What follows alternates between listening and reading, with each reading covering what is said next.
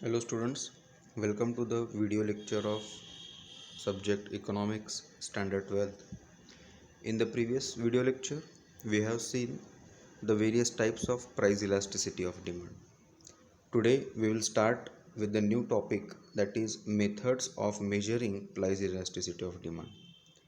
अब price elasticity of demand को major करने की या कैलकुलेट करने की कुछ मेथड्स है जो आज हम देखेंगे। ओके, जिसके अंदर अलग अलग मेथड्स है। ओके, जो लाइक द रेशो और परसेंटेज मेथड है, टोटल एक्सपेंडिचर मेथड है। Okay, so will see it one by one the different method to calculate the price elasticity of demand. See, the first one is ratio method और ratio और percentage method. अब ये name itself is a self explanatory which indicate that it will include the ratios and different kinds of percentage or numbers or figures. Okay, see, ratio method is developed by Professor Alfred Marshall. Okay, Marshall जिन्होंने welfare oriented definition बनाई थी economics की, उन्होंने ही ratio और percentage method क्या है मतलब इंट्रोड्यूस की थी। According to this method, elasticity of demand is measured by dividing the percentage change in demand by percentage change in its price. Okay, मतलब वही जो बेसिक फार्मूला है हमारा, that percentage change in quantity demanded divided by percentage change in price. So on that basis the ratio और proportional methods are depend. Percentage method is also known as arithmetic method. इसे ही arithmetic method से नाम से भी क्या है जाना जाता है. Price elasticity is measured as price elasticity को कैसे मेजर्ड करेंगे. सी, सेम फार्मूला है जो इलास्टिसिटी ऑफ डिमांड कैलकुलेट करने के समय हमने देखा था. Price elasticity that is ED equals to percentage change in quantity demanded divided by percentage change in price. So same formula है जिसको symbolically delta Q upon delta P बताया गया है. अब mathematically the above formula can be presented as under. Okay, अब ये formula कैसे create हुआ है. See, as you can see delta Q upon Q divided by delta P upon P, इसको अगर मल्टीप्लाई करते हैं, okay, so we get the value that is delta Q upon Q multiplied by P upon delta P. Okay, अब इसका एक example दिया है simple यहाँ पे. ओके, एग्जाम्पल से इस मेथड को समझना और आसान हो जाएगा आपको. See, initially the price was 20 and at that price the quantity demanded was 10. फिर क्या हुआ, प्राइस बढ़ गई 20 से लेके 25 हो गई. Okay, almost 25% there is a increment in the price. Okay, where as quantity demanded जो इनिशियली 10 था वो अभी कितना हो गया 9. मतलब almost 10% reduction in the demand. So, see the example in the short that it indicates that prices are almost increased by the 25%, whereas the price of the commodity decrease only 10%. So let's put these new values into the formula, okay, to calculate the price elasticity. So original price is 20 and new price is 25. Okay, therefore delta p equals to 5. That is difference between the new and original price. Now original quantity demanded is 10 and new quantity demanded is 9. Okay, so the difference between original and new, okay, it will come the answer 1. Now let's put out the values into the formula. that delta q कितना है 1. okay, और q कितना है original, that is 10. p कितना है 20 और changes in price कितना हुआ है 5. So while making this calculation we get the value that is 0.4. okay, 0.4 हमारा वैल्यू आया है. अब 0.4 जो है ये वैल्यू कितना है, ओके, 1 से कम है. अब 1 से अगर कम वैल्यू अगर होता है तो it indicate the condition of relatively inelasticity. Okay, so it means elasticity of demand is relatively inelastic. Why? Because the value is less than 1. हमने पहले भी देखा है अगर वैल्यू इन्फानाइट है तो परफेक्टली इलास्टिक, वैल्यू 0 है परफेक्टली इनइलास्टिक, वैल्यू 1 है यूनिटरी इलास्टिक, वैल्यू 1 से ज़्यादा है रिलेटिवली यूनिटरी वैल्यू अगर 1 से ज़्यादा है तो रिलेटिवली इलास्टिक और वैल्यू 1 से कम है तो relatively in elastic.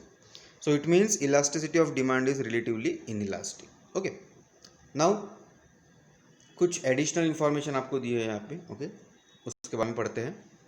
Do you know, while using percentage method of measuring price elasticity of demand we must keep following points in our mind. Okay, मतलब परसेंटेज मेथड को अगर अप्लाई करना है तो हमें कुछ पॉइंट्स को ध्यान में रखना होगा. जैसे value of elasticity of demand is negative because of negative slope of demand curve.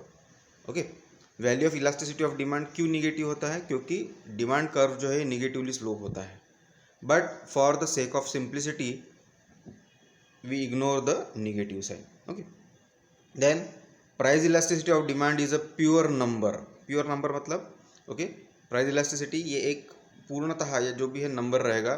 It does not depend upon units in which the price of the commodity and its quantity are measured. Okay, so it is a pure in nature. Okay, now look at the second method to calculate the or to measure the elasticity of demand, that is total expenditure method. Okay, see, अब total expenditure method क्या है? तो it depend upon the all the expenses which have been made okay in the process. See, this method was also developed by the Professor Marshall. See, the initial method which we have recently seen, that is proportionate or ratio method, इसका भी जो है मतलब introduction या इसका भी जो है मतलब इन्वेंशन मार्शल ने ही किए थे और इसका भी इन्वेंशन जो है प्रोफेसर मार्शल ने ही किया है. In this method total amount of expenditure before and after the price change is compared. Okay, मतलब पहले कितना एक्सपेंस किया गया था, अभी कितना एक्सपेंस किया गया है. ओके, और दोनों एक्सपेंसेस को क्या है कंपेयर किया जाता है. Here the total expenditure refer to the product of price and quantity demanded. अब यहाँ पे टोटल एक्सपेंडिचर क्या वो होता है? So it is a price of the product and quantity demanded. So see the formula is given okay to calculate the total expenditure method, that is price multiplied by quantity demanded. Okay, it's very easy to calculate it. See, in this connection Marshall has given the following propositions. अब देखिए total expenditure method में कुछ chances है, possibilities है, वो नीचे दी गई है. कौन से चीज़ों की पॉसिबिलिटी है? सी, पहला दिया है relatively elastic demand. Relatively elastic मतलब जिसमें वैल्यू क्या आती है 1 से ज़्यादा. Okay, when with a given change in the price of a commodity total outlay increase, मतलब अगर किसी वस्तु की कीमत में होने वाले बदलाव से आउटले या सेल्स क्या है बढ़ता है, elasticity of demand comes greater than 1. Okay, it's very simple कि अगर कोई वस्तु की अगर प्राइस अगर कम होती है और उसकी डिमांड बढ़ जाती है ओके, तो इन दैट सिचुएशन क्या है रिलेटिवली इलास्टिक डिमांड कर्व क्या है ड्रॉ किया जाता है. अब यूनिटरी इलास्टिसिटी ऑफ डिमांड कब होगा? Okay, see, when the price fall और rise total outlay does not change और remain constant, elasticity of demand is equals to 1. ये कब होता है? ओके, जब व्हेन द प्राइजेस फॉल्स और राइजेस, मतलब जब किसी वस्तु की कीमत कम होती है या बढ़ती है बट उससे आउटले सेल्स क्या है इफेक्ट नहीं होता है. ओके, और रिमेन्स कांस्टेंट या सेल कैसा रहता है कांस्टेंट रहता है, that is called as elasticity of demand unitary और इक्वल टू 1. और थर्ड कंडीशन है रिलेटिवली इनइलास्टिक डिमांड. अब relatively inelastic okay, relatively elastic के एग्जैक्ट अपोजिट रहेगा in which the value is less than 1.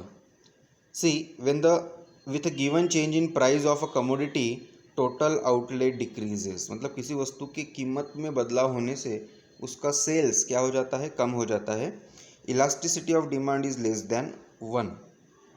Okay, अब इन्हीं तीनों चीज़ों को ओके या उस टोटल आउटले मेथड को क्या है नीचे एक्सप्लेन किया गया है हाउ दिस हैपन्स. ओके, ये एग्जैक्टली कैसे होता है.